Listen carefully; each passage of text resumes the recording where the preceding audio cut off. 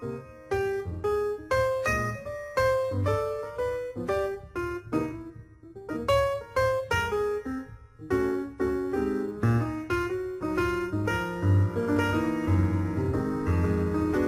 construcció del castell de Vacarisses cal situar-la en el marc de la fortificació de la Marca del Llobregat engegada per Guifré el Pelós i els seus fills a partir de finals del segle IX. Es tractaria, per tant, d'una fundació comtal, com tantes d'altres de la zona, Castellvell, Castellsacama, que van servir per fixar la frontera amb el món musulmà i alhora organitzar la repoblació dels nous territoris que quedaven sota control dels comtes de Barcelona. L'edifici es va instal·lar ocupant la pràctica totalitat del cim d'un petit promontori rocós acinglerat que sobresurt del vessant de la muntanya i que queda a un nivell elevat respecte a l'església i la sagrera. Es tracta d'un punt estratègic, atès que domina la zona de la vall i queda en una posició elevada i aïllada respecte a la resta del poble en un punt fàcilment defensable. Els comtes de Barcelona mantindran el senyoriu del castell de Vacarisses més o menys fins al segle XIV, tot i que el domini directe és dels veguers o dels vicaris. Aquest castell estarà en l'òrbita de la casa dels Montcada més o menys fins al segle XIV. En segles posteriors serà el Jaume d'Esfar, la casa del Desfar, qui mantindrà el senyoriu sobre aquest castell. Jaume d'Esfar és un personatge vinculat no només a la història de Vacarisses, sinó de Manresa també i de Catalunya en general. Del segle XVI tenim un inventari que parla d'una sala d'aire senyorial amb arc de mig punt i la presència de diferents armes com llances i escopetes amb una funció decorativa. Al segle XVIII el senyoriu es troba en mans de Josep Amat i Planella. En aquests moments l'edifici se sotmet a una gran transformació i ampliació. Ja ens trobem amb una masia clàssica de 3 cossos típica del món rural català del segle XVI. A més, en aquest moment també es van construir els 3 cups per l'augment de la producció vinícola. El resultat serà un gran edifici adossat a la banda septentrional del castell que farà de celler i que, segons el que sabem, l'any 1800 es trobava en fase de construcció. Jo els cups que hi havia a l'era mai els vaig viure en bus. No sé, trepitjava mai els raïms. Després, el meu pare era el marquès, era l'administrador del marquès i utilitzaven aquests cups que hi havia aquí, aquesta sala que estem, 3 o 4. Un per les parts del marquès i altres que no tenien cup a casa seva que utilitzaven aquí. Inclús es pujaven les portaderes amb uns tanals perquè no hi havia escales per pujar. I els cups ocupaven tota aquesta sala. Hi havia aquí, que encara es coneix que hi ha un forat, una escala que donava a dalt, una escala estreta, les graons de pedra. I administraven aquells cups de dalt en desús quan estaven en bus, amb uns canals que portaven el vi repartit per tota aquesta sala. A partir de mitjans del segle XIX, la presència de marquesos a Vacarisses era quasi inexistent, de manera que el castell canvia radicalment de funcionalitat. Fins llavors havia estat una residència secundària dels marquesos de Castellvell, amb uns masovers que administraven les terres associades a la propietat del castell. Però a partir de mitjans del segle XIX, la masoveria es compartirà amb dependències municipals, l'escola de primària per a infants, la residència del mestre, la seu de l'Ajuntament i la casa del secretari. Estem aquí a l'Escola Pública de Vacarisses, que abans era el castell, i aquí, on estic jo sentat, me'n recordaré que aquí teníem l'estufa de llenya, que era impressionant, i ho passàvem bé. A darrere hi havia la taula del mestre, 2 pissarres de cada cantó. Jo me'n cuidava, i aquell temps jo tenia uns 9 anyets, me'n cuidava de posar la bandera. Un dia se'm va esparracar, que feia una ventolera, i va caure la bandera a terra i em va tindre castigat a l'altre balcó des de les 11:30 fins a l'hora de plegar amb 2 tacs de cada mà. Mira, era d'allò. A la tarda, quan plegàvem, ens feien cantar el cara al sol amb les 3 banderes aquí. A baix, al muro, em vaig esparracar que vaig caure, em vaig adormir, em va agafar també, em va posar aquí de genolls fins a les 5 de la tarda amb un bo que tenia aquí a la cuixa, i que no passa res. Aquí érem 14 o 15 nanos, uns ho passàvem bé, en aquell temps. Ens feien portar, no sé quan era el mes, ens portaven gent d'aquella de Pols, que era del temps de la guerra, americana, que no havia provat mai, jo la regalava.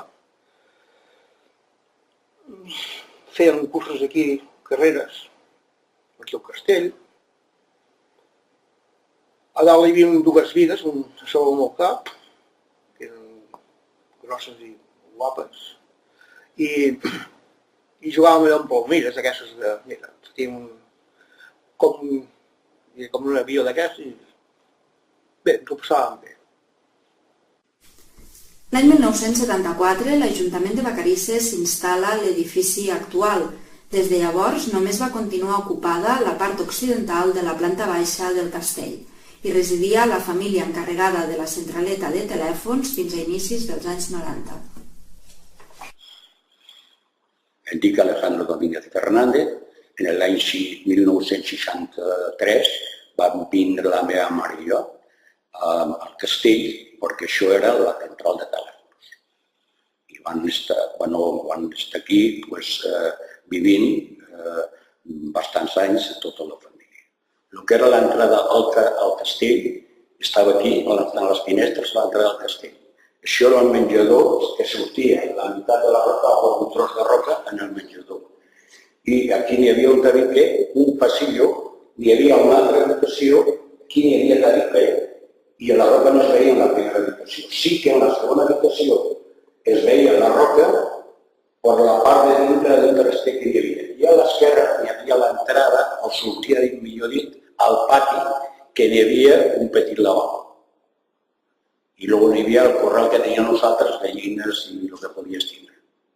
Aquí era la cuina, en la qual estava el llarg de foc, ahí estava on es cuinava, i aquí la finestra, en la qual era com una nevera, puesto que per la paret s'està molt fresc a l'estiu, i a l'hivern, sort el calor de la foc a terra, podien estar bé amb temperatura normal. A banda de la residència de la família Domínguez i la centraleta telefònica, el castell també albergava l'arxiu municipal. Els anys següents, el castell acull activitats ben diverses, des de la cria de conills fins a espai de cultura i lleure. També guardava els gegants de Vacarisses. El local buit, la nau buida, havia comprat el castell del senyor Roure, i llavors de vegades sí que posava coses d'ell, perquè tenia fàbrica a Barcelona i portava aquí pèl de conell i tal. Però a última hora va haver uns que es van engrescar i van posar aquí una granja de conills. I allò va durar un parell d'anys. Després ja la van passar amb una altra i ja es va haver acabat. El que sí que jo crec que s'hauria de remarcar que aquests cucs, quan els van ensorrar el pare del Blasi. El Blasi que encara avui és. El seu pare va ensorrar els cucs. I penseu que tot ho va fer com de punxó i maceta. Hi havia unes parets així. I aquests cucs tots eren fets.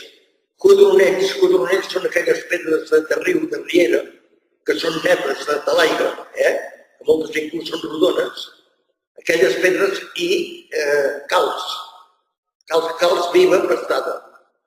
I aquell home va ensorrar tots aquests cucs. I el que jo crec que és molt interessant, perquè això ens diu l'Ignasi, les comparacions que fem avui amb la gent i tal.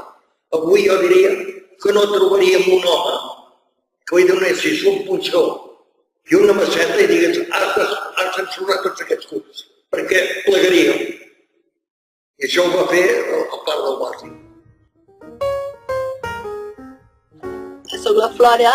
L'any 1990 vam muntar l'Associació de la Cultura i el Lleure per organitzar coses pels nens de l'escola que estaven aquí, que no hi havia res, i l'AMPA es va dedicar a fer colònies, tallers, música, i llavors teníem la seu aquí al castell, a la planta de baix es feia restauració o ceràmica i aquí dalt es feien dansa, gimnàstica, i llavors amb el temps es va veure que també faltaven activitats per la gent gran i l'AMP es va quedar més aviat fent les activitats dels nens i l'Associació de la Cultura ja va néixer més per dedicar-se a la gent gran i ara actualment està a la fàbrica.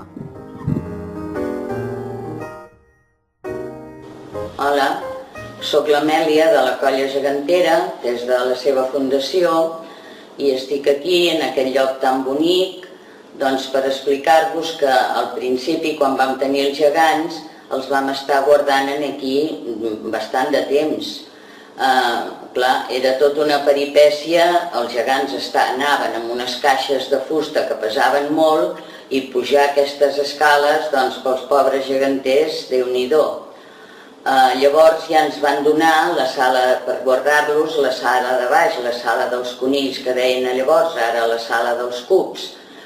I això va anar més bé, tot i que el camió era un xou, un autèntic xou, perquè pujar a la rampa, que si ara de cul va més bé, que si va més bé que si puja de cara, que si pugeu tots aquí al darrere per fer força, era un autèntic xou.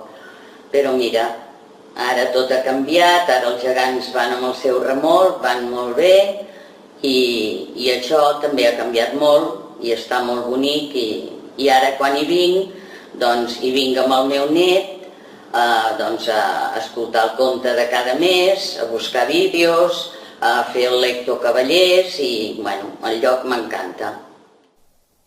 L'Ajuntament busca un espai per albergar la nova biblioteca del municipi i el castell és l'opció escollida.